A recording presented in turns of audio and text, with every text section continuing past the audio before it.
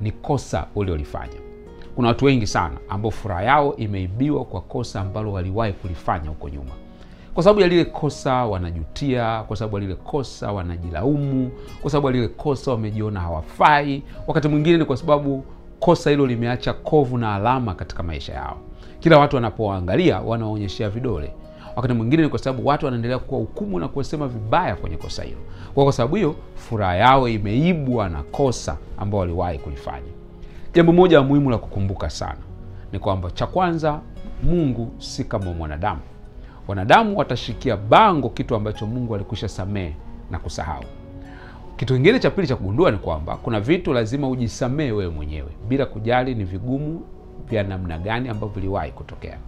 Jambo la tatu cha kujua ni kwamba kuna watu wengi ambao waliwahi kukosea kama wewe, lakini leo wameweza kuendelea mbele zaidi. Usiruhusu kosa moja uliolifanya likusababishe wewe ukose furaha.